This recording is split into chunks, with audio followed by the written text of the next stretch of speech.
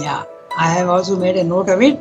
And before we start synthesis, I will read out that passage, which is very, very specific. Okay, and I'll tell you also exactly what it means.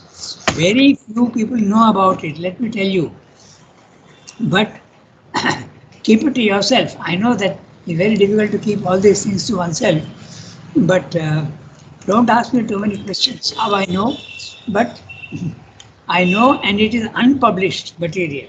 Okay, but I am telling you, in one place where it is not published, Ramdo says, I will have 1,000 children, okay, and they will be the forerunners. They will represent the new race. Okay, that means his disciples. Okay, so this is something fantastic. It is not there. And in Savitri, without saying that they are my children or that they are my disciples or sadhaks or whatever, he is describing this in Savitri. And I'll read that out to you. The very fact that the detail, the passage is that description is that they are all candidates for the supramental race. Okay. But we must not get a swollen head because we are not supramental yet. We are very, very ordinary human beings and we have been vouchsafed our fate. You can say it in that way. So we are fortunate. But there are some teachers in school who tell the young children, you are very special. So when they come to knowledge, I tell them that you are not special. You are fortunate. You have got the fortune. You are not special children. There are many others in the outside world who are far superior to all of you. But you are fortunate. There is a difference between being special and being fortunate. The grace of the divine is there. You are fortunate. That's all. Okay. So I will read that passage. Okay. As soon as Yasmin said, and I'm going to give you the reference in the CWSA. Okay. I have fished out the thing and I've kept it. It is at page, what did you say, 343? 343. At Absolutely the correct. amber stairs of birth is Yeah. the sixth line from below. Yes, that's right. One, two, three, four, five, six, seven, eight. Ninth line from below, I will say. Because I have to read from, I saw the omnipotent flaming pioneers. So if any of you who have got the text get it, otherwise just listen and I have given you the reference. You can also refer to it afterwards. This is very clearly he's talking of the new race, the candidates for the new race. Okay? It's a very interesting passage and what they are supposed to do and what they will do. Okay, I am reading the Savitri text. I saw the omnipotent flaming pioneers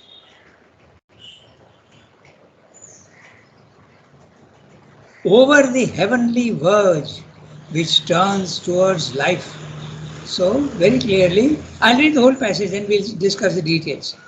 Over the heavenly verge which turns towards life, come crowding down the amber stairs of birth, forerunners of a divine multitude.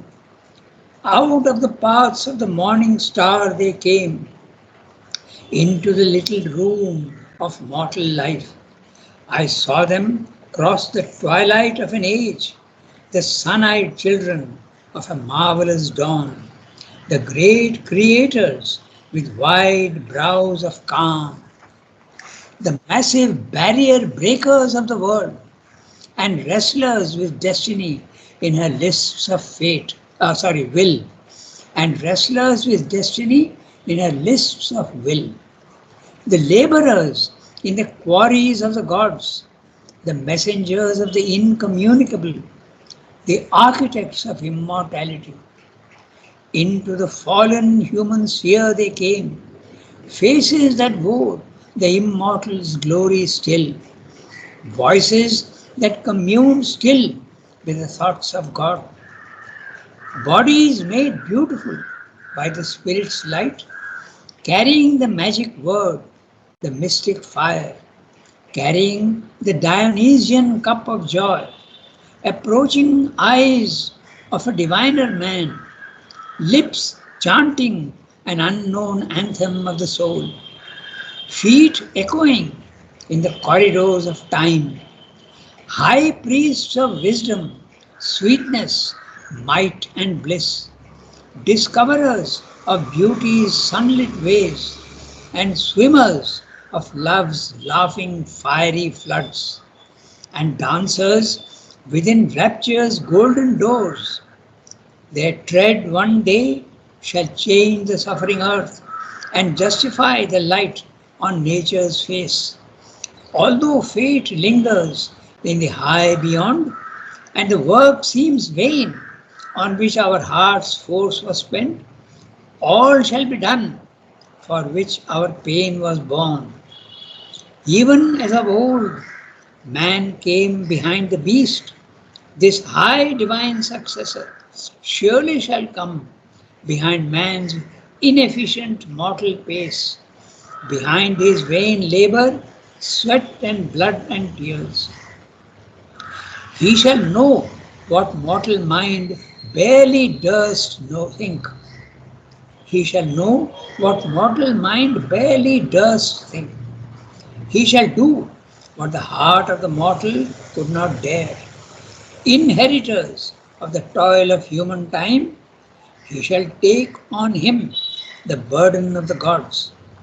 All heavenly light shall visit the earth's thoughts. The might of heaven shall fortify earthly hearts. Earth's deeds shall touch the superhuman's height. Earth's seeing widen into the infinite. Heavy, unchanged, weighs still the imperfect world. The splendor youth of time has passed and failed. Heavy and long are the years our labor counts, and still the seals are firm upon man's soul, and weary is the ancient mother's heart. O truth, defended in thy secret sun, voice of a mighty musings in shut heavens, on things withdrawn within her luminous depths. O wisdom splendor, mother of the universe, creatrix, the eternal's artist's bride, linger not long with thy transmuting hand, pressed vainly on one golden bar of time, as if time dare not open its heart to God. O radiant fountain of the world's delight, world free and unattainable above, O bliss, who ever dwellest deep hid within, while men seek thee outside and never find, mystery and muse with hieratic tongue, incarnate the wide, white passion of thy force. Mission to earth some living form of thee, one moment fill with thy eternity.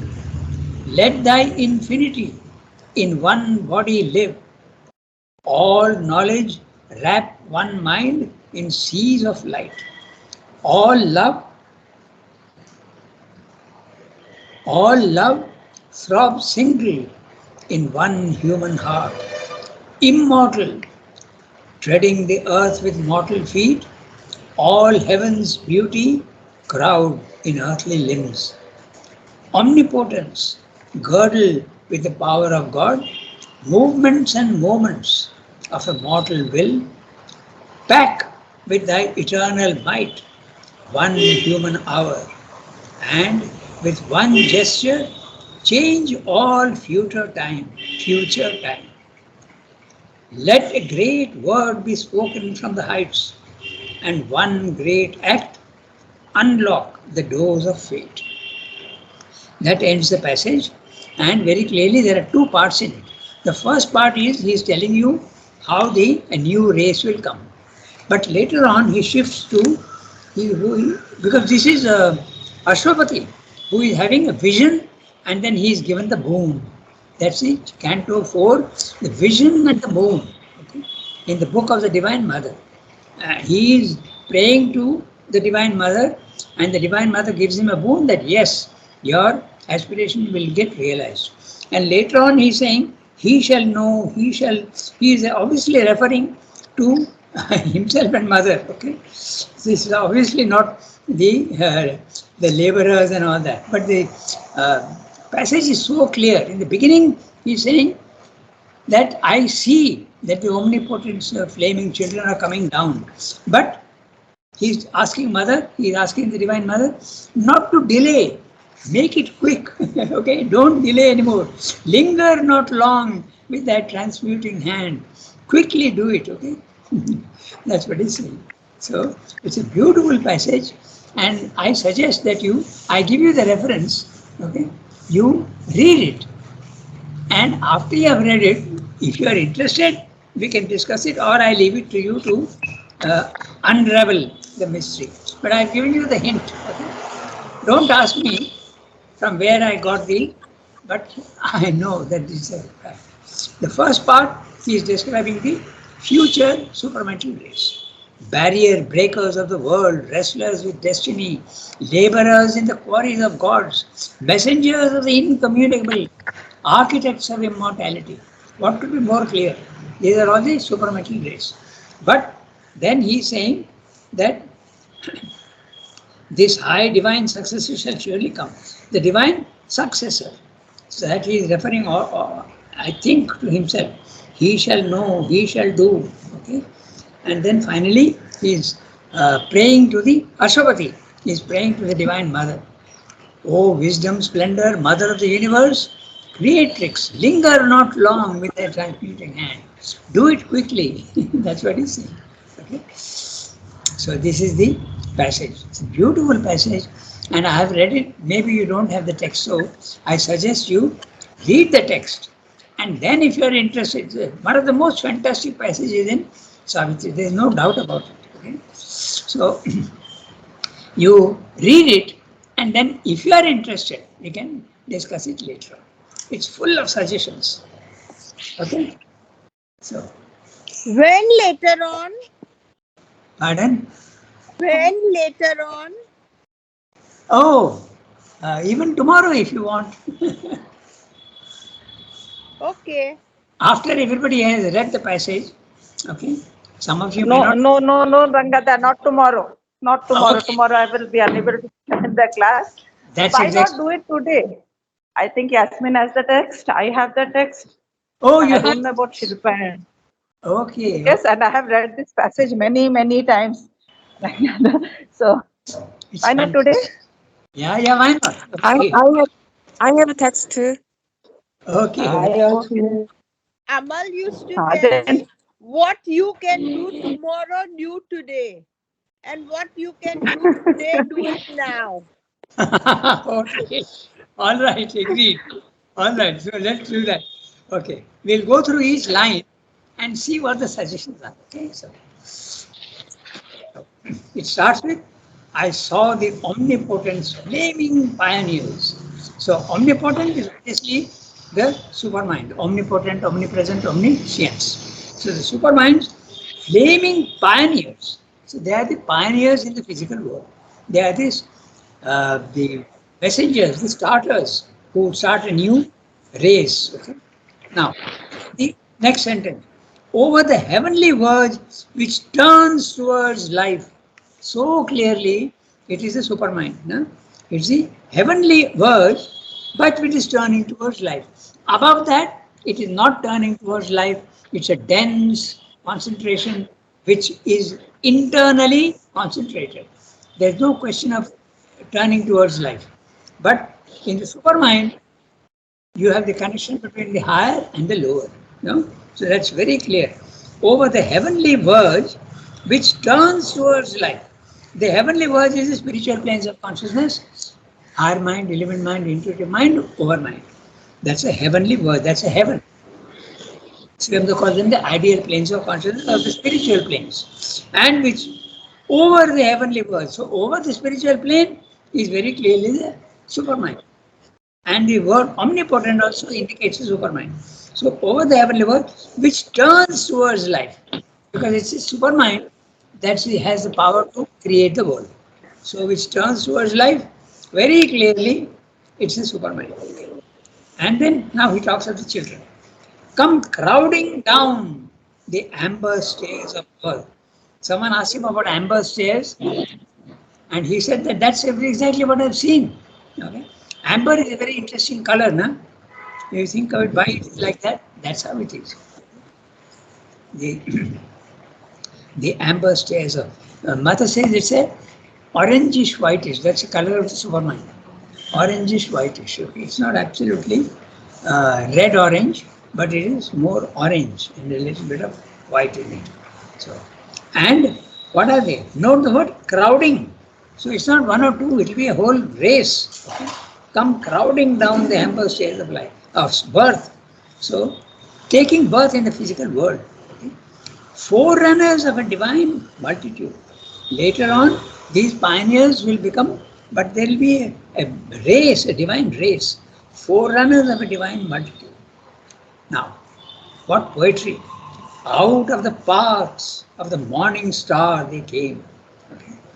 Into the little room of mortal life, into the physical world. I saw them cross the twilight of an age. The twilight, the age now, that's exactly after 1956. Before that, it was the 1956 onwards is the twilight. That means the old darkness is still lingering, and yet the new light has come. That's a twilight, very clearly. I saw them cross the twilight of an age, the sun-eyed children of a marvelous dawn. The new dawn has come after 1956. So, and he is describing what these children can do. Okay? The great creators with wide brows of calm. Okay? Wide brow suggests wisdom, of calm. The massive barrier breakers of the world. They will be, all the difficulties in the world will be solved by them. The barrier breakers of the world. And wrestlers with destiny in a lists of will. The word list is, in English, you may not know, but if you know, well and good. But a list is a place where there is a tournament. And it refers to the knights. Knight. Okay? The warriors in England, they used to put on armor, sit on a horse, and with a huge spear, they used to charge at each other. So that area where this is taking place is a list. Okay, so that's the image he is using. Wrestlers with destiny in her lists of will. The will is having a battle. And what is it having a battle with? Destiny, the past. He is fighting with the past so that the future comes. The laborers in the quarries of the gods. Now the word quarry also is very interesting. It's an image. And quarry means hard stone. And you have to dig out the stone. So very obviously he is referring to the physical world, and even if you can want to say the inconscient. That's a quarry. No? Very interesting. You can see the image. If you make the image real to you, you will understand exactly what he's saying. Very interesting. The laborers, they are going to quarry and bring out all that is precious in the world. Okay, we know that, na? We are actually quarries of granite, quarries of even gold, and all these things are there in the earth, and we have to bring them out.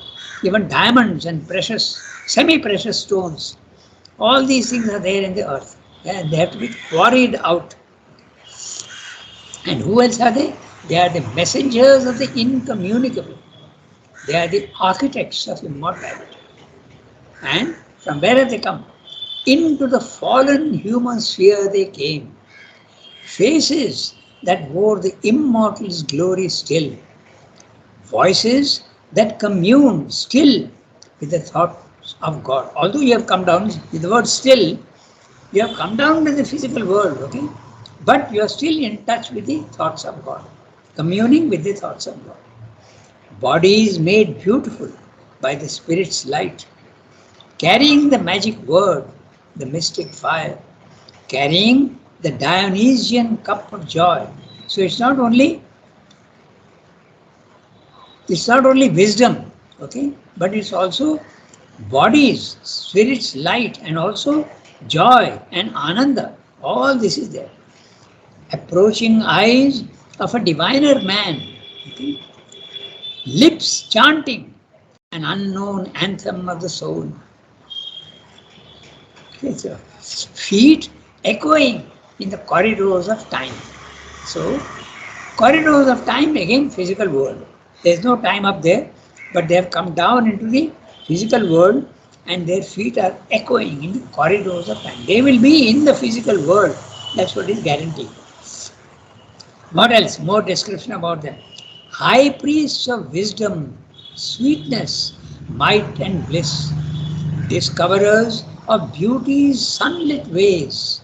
So, sunlit ways again suggests the sunlit path, which is the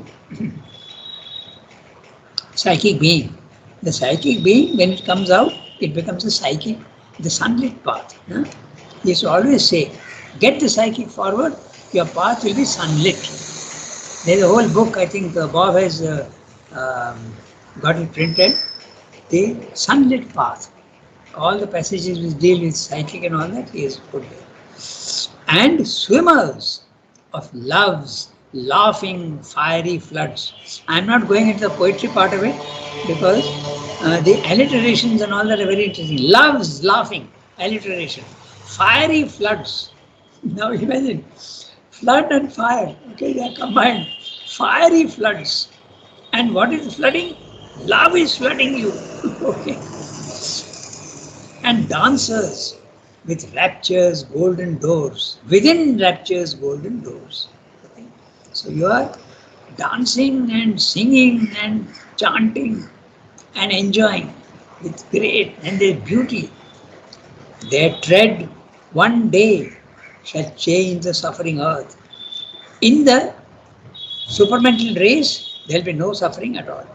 He is not saying that suffering will disappear entirely from the world. No. For those who are at a lower level, it will continue.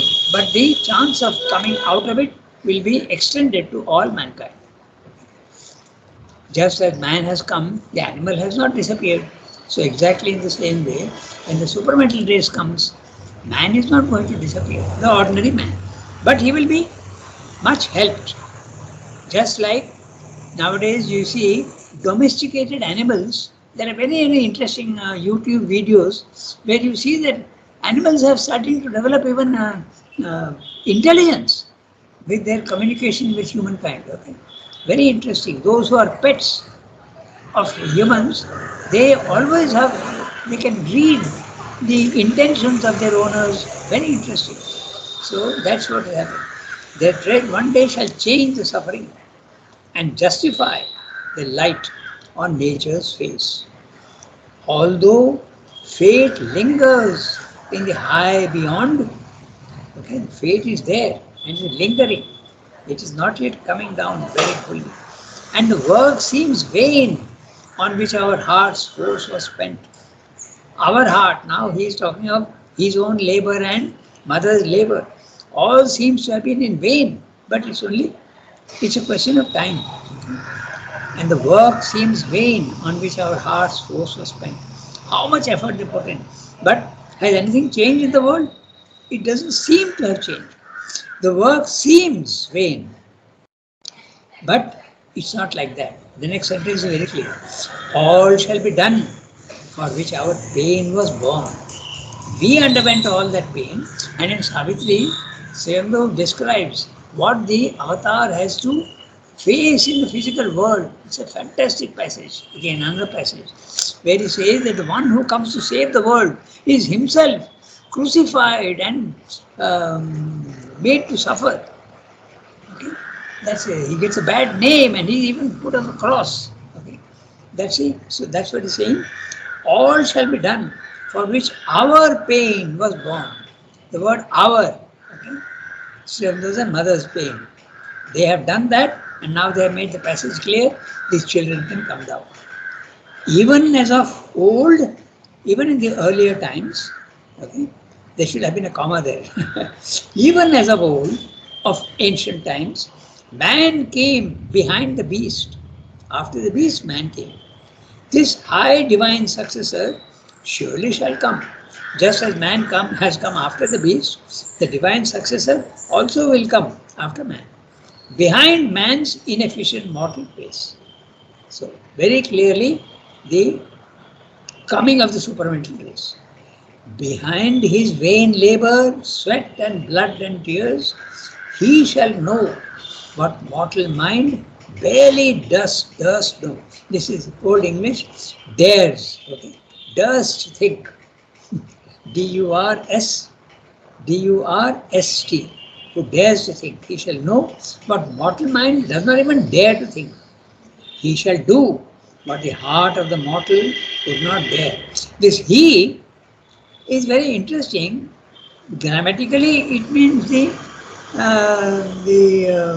race, no? The architects and all that. But there he has used the plurals. But here he is using the singular. So he seems to suggest his own labor. He shall know what mortal mind barely dares think. He shall do what the heart of the mortal could not dare. Inheritor of the toil of human time, because this is a very interesting sentence. Inheritor of the toil of human time. Whatever your past lives you have gone through, even the avatar, he has to bear the burden of the past, the toil of human time. He shall take on him the burden of the gods. So he has the burden of the human being, but he shall also take on the burden of the gods. And what's the burden of the gods? The powers of the gods also to come down to the physical world, that also is a burden. So, all heavenly light shall visit earth's thoughts. The might of heaven shall fortify earthly hearts. First, he said that there is a fate which is still hanging, and the supermind does not yet come down. Okay, very clearly he's saying, although fate lingers in the high beyond, it has not yet become a reality. Fate is lingering in the high beyond, but he's saying it will happen. This next is, all shall be done for which our pain was born. Okay? Then this is what will happen. The might of heaven shall fortify earthly hearts. Earth's deeds shall touch the superhuman's height. Earth's seeing widen into the infinite. Heavy, unchanged, weighs still the imperfect world. All the perversity, all the ignorance, all the stupidities are still hanging around in the world. The splendid youth of time has passed and failed. The splendid youth of time, whatever man has been able to do in a very splendid manner, he goes on using the word, the brilliance that is a half-light. All scientific materials are wonderful, but it has failed because it has not reached the goal. Heavy and long are the years our labor counts, and still the seals are firm upon man's soul. What are the seals upon man's soul? Your body, your vital, and your mind. They are still heavy. And weary is the ancient mother's heart. Ancient mother, nature, para prakriti or apara prakriti also. She is trying her best to evolve, but she is becoming tired. But now it is not like that anymore. Okay, the time has come for the change. O truth, defended in thy secret sun, until now the truth was defended. It was not being allowed to come down. Voice of a mighty musings in shut heavens. The heavens were shut. They are not allowed to come down. On things withdrawn within her luminous depths. All the things that are possible there in the supermind are not coming down. They are not allowed to come down. They are being defended there. Oh, now the prayer to the Divine Mother that don't delay anymore. Get the thing, let it happen. What is not happening in the past, let it happen now. Oh, wisdom splendor, Mother of the universe, creatrix, the eternal's artist bride. from a very, very ordinary point of view also, if you think of it, artist, mother was an artist, an eternal artist bride. Okay? The, in one passage in Savitri, if you remember, he says that the marriage which took place in heaven is now repeated on earth. When mother met Sri Aurobindo, okay, that was, and the matrix of time changed forever. Very early on, you remember those lines? Fantastic. So, artist bride, even here there is a hint of mother being an artist, and she is the bride of the eternal. Okay? Linger not long with that transmuting hand. It's a prayer. Ashwapati is praying to the Divine Mother. Do what has to be done. Why are you taking so much time? Pressed vainly on one golden bar of time, as if time dare not open its heart to God. O radiant fountain of the world's delight, you are the originator, you are the Satchidananda, Ananda is there. O radiant fountain, fountain, the origin, the starting point of the world's delight, world free and unattainable above. You are free of the world, okay? You are not influenced by the world at all. Unattainable above. O bliss, who ever dwellest deep hid within. So, very clearly, the divine is there within you, and if you discover your psychic being, everything becomes blissful.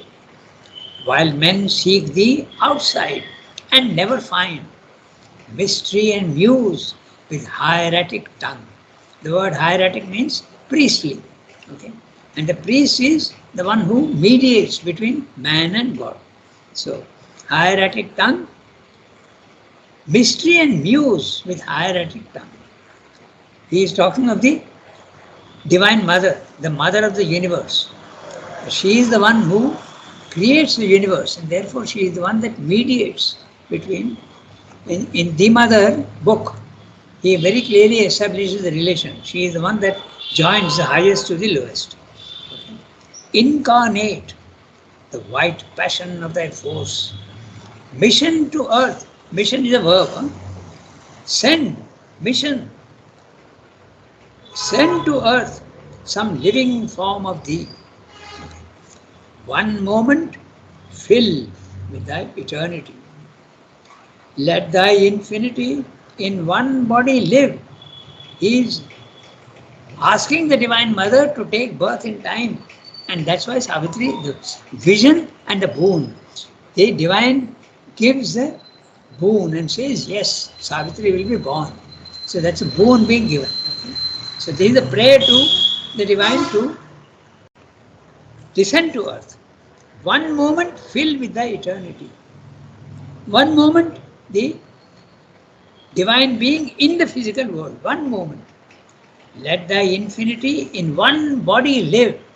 So all very clearly, take birth, we come down to physical earth, O Divine Mother, and do the work that has to be done.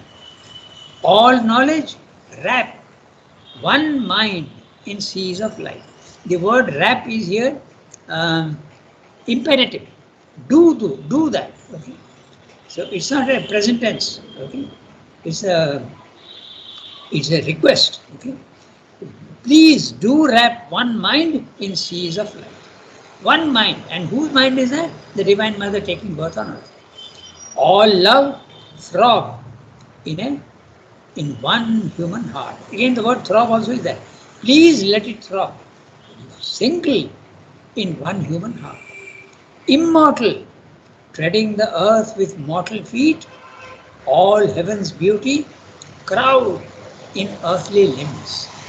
Look at the word crowd. Huh? All the beauty of the Divine shall get compressed into earthly limbs. Omnipotence, girdle with the power of God. Again, the word girdle also. All these verbs are imperatives. Okay? Imperative tense. Do that, please. Just like that. Movements and moments of a mortal will. You can also, if you want to discuss poetry, movements and movements of mortal will. Again, the alliteration adds music to the language.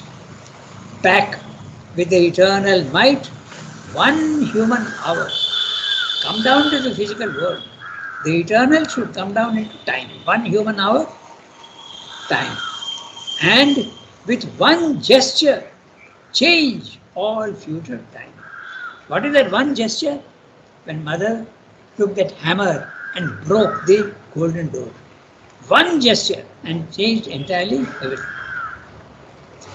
Let a great word be spoken from the heights, and one great act unlock the doors of fate. So, his request to the Divine Mother, I am seeing that the future race is coming, but why are you delaying? Come down as fast as you can and do exactly what you have to do. So there is the passage. It's magnificent, isn't it? Beautiful. And then he says, the next one, his prayer sank down in the resisting night, oppressed by the thousand forces that deny, as if too weak to climb to the Supreme. Okay? This is these three lines indicate how he had to struggle. And when he is struggling to bring down the supermind, constantly there are suggestions, hostile suggestions, asuric suggestions. You are trying to do something which has never happened. You will fail, you will fail. Constantly he is being bombarded with these suggestions. And yet he did not give up. He went on, went on, went on, went on. Finally, it happened. And note, it did not even happen in his lifetime. It had to be completed by mother. He went into the subtle world, and from there he was coordinating with mother's force in the physical world. He was there in the subtle world and coordinating the action. So, his prayer sank down in the resisting night, oppressed by the thousand forces that deny. Deny what? Deny daylight. Night doesn't want daylight to come in. The anti-divine forces don't want the divine to come in. As if too weak to climb to the Supreme. But there arose a wide consenting voice. The spirit of beauty was revealed in sound. Light floated around the marvelous vision's brow. And on her lips, the immortal's joy took shape. Now, this is a passage beginning with double quotes and double quotes. The Divine Mother speaking to Ashwapati. So, since it is part of it and we have got some time, we'll read that. Okay. So, Divine Mother is now granting the boon. The canto is vision and the boon. He has seen the vision, and now the Divine Mother is granting him his wish, his prayer. O strong forerunner, I have heard thy cry. One shall descend and break the iron law. Who is that? Savitri. Change nature's doom by the lone spirit's power. A limitless mind that shall contain the world. A sweet and violent heart of ardent calms. Swamdeva is very fond of oxymorons. Ardent calm and sweet and violent. Violently sweet and ardent calm. Calm can hardly be ardent, but anyway, that's what he's so fond of oxymorons. All mights and greatness, sweet and violent heart of ardent calms, moved by the passions of the gods, shall come. All mights and greatnesses shall join in her. So it's a her that shall descend. Beauty shall walk celestial on the earth. Delight shall sleep in her cloud net of her hair. Look at the images. Delight shall sleep in the cloud net of her hair, and in her body, as on his homing tree, immortal love shall beat his glorious wings. Now suddenly he's saying his homing tree. Okay? So her hair and his homing tree. So his homing tree, obviously Satyavan, and her hair, the divine Savitri. Immortal love shall beat his glorious wings, A music of griefless things shall weave her charm. The harps of the perfect shall attune her voice. The streams of heaven shall murmur in her laugh. Her lips shall be the honeycombs of God. The honeycomb, that which contains all the honey, what the bees build. Okay, again a storehouse of honey. Her limbs, his golden jars of ecstasy. Her breasts, the raptured flowers of paradise. She shall bear wisdom in her voiceless bosom. Strength shall be with her like a conqueror's sword, and from her eyes the eternal's bliss shall gaze. A seed shall be sown in death's tremendous hour. Now, this passage is again, there is a whole passage describing mother's struggle. A seed shall be sown in death's tremendous hour. So, although Savitri will die, a seed shall be sown. She'll be subject to death. Okay, the death's tremendous hour is the one that mother passed away. Okay, but she has given the seed, a branch of heaven, transplant to human soil. Nature shall overleap her mortal step. Fate shall be changed by an unchanging will. So this is the boon that the Divine Mother gives to Ashwapati.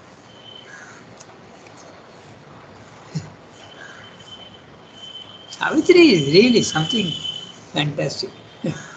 Okay, let me tell you something interesting. I don't know, still it's a little because I am getting old now. But Narad is insisting that I should start Savitri. He first insisted on essays on the Gita, and we are doing it on Friday morning at 10 o'clock in that Matri Sadhan. Now he is going on insisting on Savitri. So I don't know. I told him that we'll wait up to because I've got 2 more years of knowledge. Very few students, but I've got 2 more. So when that becomes over, we can start. But I don't know what will happen. I'm leaving it to fate and God and others. Okay, let things take their own course. So if that happens, then we'll be starting Savitri also. I don't know. But Savitri is absolutely unbelievable. They say that Life Divine is Srimdo's magnum opus. They say that. No? He is the main one. But I am not sure of that at all. Okay, Savitri is unbelievable poetry. But the two are very much connected. So that's it. Rangada, can I ask you just Yeah, tell me. can I ask just one question? Yes, ask. Oh, so as I heard of, Savitri kind of symbolized the mother, right? Yeah. And Sri Aurobindo is here too, among the figures here. See, Savitri is very clearly the mother. Okay, but if you want to draw a parallel between Satyavan and Sri Aurobindo, it doesn't exactly work out. Okay, because Sri Aurobindo is using the Ashwapati is more of Sri Aurobindo. All spiritual experiences are put in the mouth of Ashwapati. Ashwapati is the mother of Savitri. The father of Savitri. He is asking the Divine Mother to manifest, and the Divine Mother says, I will take birth as your daughter. So that's what the passage we read just now. So Mother is clearly Savitri. That was her work to be done. But Srimdo is not in bits and pieces. Part of him is Satyavan and part of him is Ashwapati. So it doesn't exactly correspond. Is that your question, Suki? Yes, that's my question. Yes. Okay. Thank you. So, it doesn't exactly tally. This is one thing, Rangata, I've always thought, often thought about Yes. what you have expressed, but you can't discuss this with anybody. But now that you brought up, often this thing, this similarity comes. Why? It doesn't absolutely tally with the legend of Savitri and Satyavan. But Srimda was absolutely fascinated by this story of Satyavan and Savitri. very early, very Baroda also, and that's why he also went into that the love and death, no? Nala Damayanti song. That was it Nala Damayanti or was it the other one? Ruru and Priyamvada. Okay, yeah. So he dies, and no, she dies, and he gives half his life to revive her. That huge sacrifice, half of life is a sacrifice. So Srivda was absolutely taken in with this image. And he also wrote a long letter to his elder brother, who was also a poet, Manmohan Ghosh, justifying his interest in Indian legends. Manmohan Ghosh was not very much interested in Indian legends. Okay, but Srivda wrote a very long letter justifying his interest. And he had great regard for his elder brother. Manmohan Singh. He was a poet also. So that's it. So we have read that passage, and I hope you found it beautiful. Okay, I think we have to stop now. 8:45. Okay. Merci beaucoup. Okay. Thank Au revoir, everybody. Have a nice day. Thank you, Angada.